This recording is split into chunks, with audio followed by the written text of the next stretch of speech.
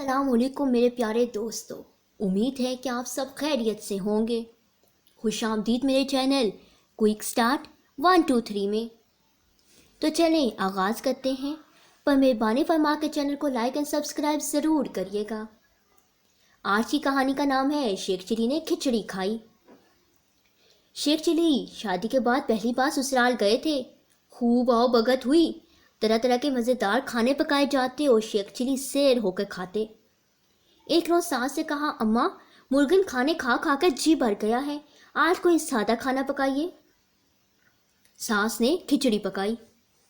Sheikh chilli ने खिचड़ी पहली बार खाई थी, बहुत ही पसंद आई। अगले रोज़ उन्हें घर वापस जाना था। चलते वक्त सास से नाम पूछा कि घर जाकर बीवी से पकवाएंगे। पुराने वक्तों में आज की तरह सवारियाँ कहाँ थी। अक्सर लोग दूर दराज का सफ़र भी पैदल तय करते थे।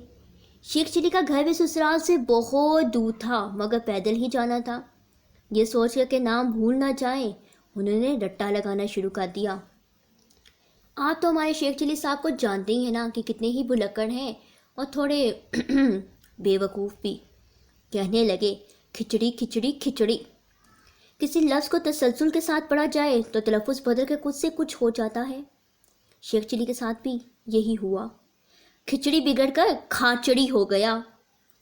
खाचड़ी खाचड़ी के गोदान गढ़ते जा रहे थे कि उनका गुजर एक खेत के करीब से हुआ, जहां बाजे की तैयार फसल पर चिड़ियों ने हल्ला बो रखा था और खेत का मालिक किसान उन्हें उड़ा उड़ा के हलकान हुआ जा रहा था। उसने देखा कि एक शख्स खाचड़ी खाचड़ी कहता चला आ रहा है।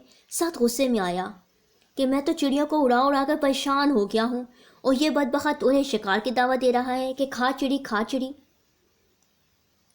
शेख चिली करीब आ पहुंचे। किसान ने झपट कर उनकी गर्दन दबोची और पटाई शुरू कर दी।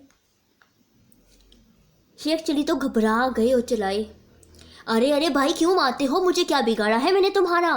किसान ने पीठ पर एक और जोर से थप्पड़ लगाया और कहा, अच्छा तो अब तुझे तेरा कसूर भी बताना पड़ेगा। मैं सुबह से नामुराद चिड़ियों को उड़ा उड़ा कर मरा जा रहा हूँ, जो मेरी महीनों की मेहनत से तैयार फसल बर्बाद कर देने पर तुली हुई हैं, और तू उन्हें ऐसे कह रहा है कि खाचड़ी खाचड़ी। शेख चिली ने कहा, भाई तुम गलत समझे हो, मेरा तुमसे क्या लेना देना। मैं तो वो कह रहा था जो मेरी सास ने मुझे बताया था। गलत बताया है तुम्हारी सास ने तुम्हें, किसान ने गरज कर कहा। तो फिर सही क्या है, तुम्हें मालूम है तो तुम बता दो, शायद मैं भूल गया हूँ। सही है उड़ चिड़ी, किसान ने कहा। अब तुम कहोगे उड़ चढ़ी यानी उड़ चिड़ी। शेख चिली गर्दन मसलते उड़ चिड़ी कहते कहते चल पड़े।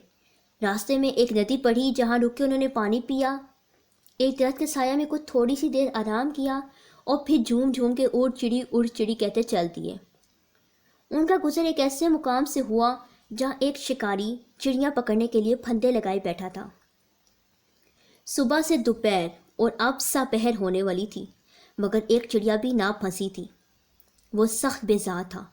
अचानक उसके कानों में एक आवाज़ आई। चौंक कर देखा, सामने एक शख्स कुछ कहता चला आ रहा है।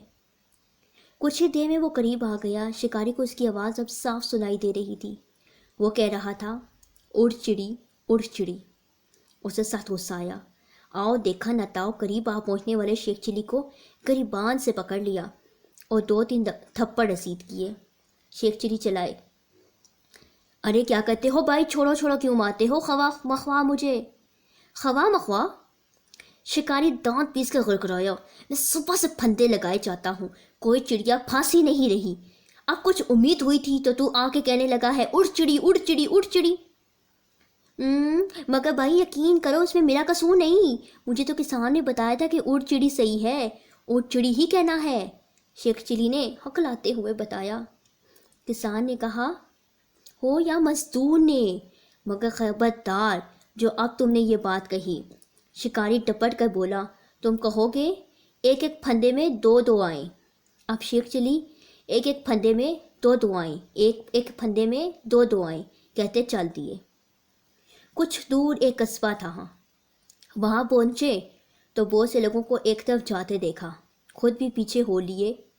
थोड़े फासले पर एक बड़े मैदान में सूली घड़ी थी, जिसके चारों तरफ बहुत बड़ी तादाद में लोग जमा थे। सब एक कातिल को फांसी देने का इंतज़ाम कर रहे थे। शेख चिली एक तरफ खड़े हो गए, एक एक फंदे में 2 आए کی گردان بھی جاری تھی۔ چند لمحے ہوئے تھے کہ پولیس والے مجرم کو لے کے پہنچے۔ ان کے پوچھے مجرم کے عزیز رشتہ دار بھی روتے پیٹتے چلتے آ رہے تھے۔ شیخ چلی کے سامنے سے گزرے اور انہیں ایک ایک پھندے میں دو دعائیں کہتے سنا تو مارے غصے کے برا حال ہو گیا۔ دو تین نے جھپٹ کے انہیں پکڑا اور مارنا شروع کر دیا۔ شیخ چلی تو بہت ہی گھبرائے۔ بھائیوں میری بات سنو، یہ جو میں کہہ رہا ہوں اپنی مرضی سے نہیں کہہ رہا۔ مجھے تو شکاری نے یہ کہا تھا کہ یہی صحیح ہے، یہی کہنا ہے، ایک ایک پھندے میں دو دعائیں۔ بکواس کرتا ہے شکاری، مارنے والوں میں سے ایک شخص نے انہیں لات رسید کرتے ہوئے کہا۔ تو جو صحیح ہے تم ہی بتا دو، مارتے کیوں ہو؟ شیخ چلی نے بلبلا کے بولا۔